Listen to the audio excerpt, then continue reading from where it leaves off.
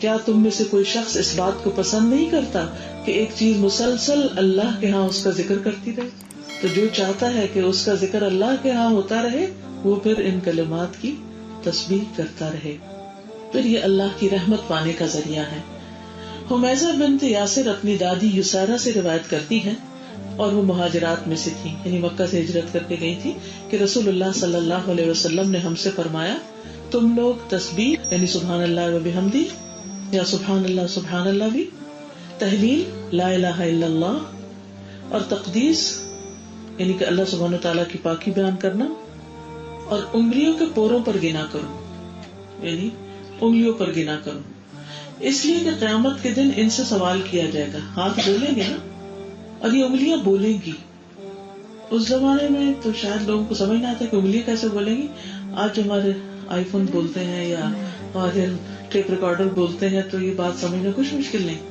انگلیاں بولیں گی اور تم غافل نہ ہونا کیونکہ اس سے تم اسباب رحمت گنوا دو گی. یعنی اگر اللہ کا ذکر نہیں کیا تو رحمت کا سبب ہے یہ ذکر، تو یہ ضائع ہو جائے گا. پھر آسمان کے دروازوں کا کھلنا.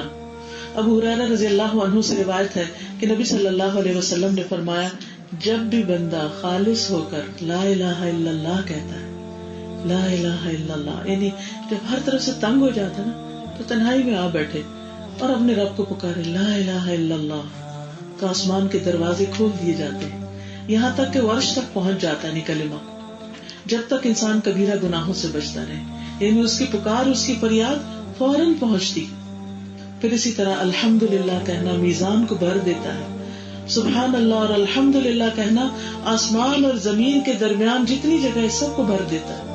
یعنی اتنی بڑی چیز ہے، اتنے بڑے کلمات ہیں یہ، لیکن عام طور پر ہمیں یقین چونکہ نہیں ہوتا اس کی ان کی ویلیو نہیں کرتے، ان کو اس توجہ کے ساتھ نہیں پڑھتے. بعض اوقات پڑھتے بھی ہیں دھیان کہیں ہوتا ہے، سن کچھ اور رہے ہوتے ہیں، دیکھ کچھ اور رہے ہوتے ہیں، کر کچھ اور رہے ہوتے ہیں، اور صرف سبحان اللہ کہہ رہے ہوتے ہیں. ٹھیک ہے، نہ کہنے سے وہ بہتر ہے. میں نہیں کہتی کہ نہیں کہنا چاہیے ایسے، اور انسان کسی آئیڈیل ٹائم کا انتظار کرے کہ جب کوئی مسئلہ نہیں ہوگا تو پھر بیٹھ کے کروں گا، وہ ہماری زندگیوں میں کم ہی ہوتا ہے. لیکن جتنا وقت ملے، جہاں ملے، جب ملے، کوشش یہ کرنی چاہیے کہ جو کہہ رہے ہیں وہ ذرا سوچ بھی لیں. اگر 100 دفعہ پڑھا اور اس میں سے 7 دفعہ ہی سوچ لیے تو بھی بڑی بات ہے.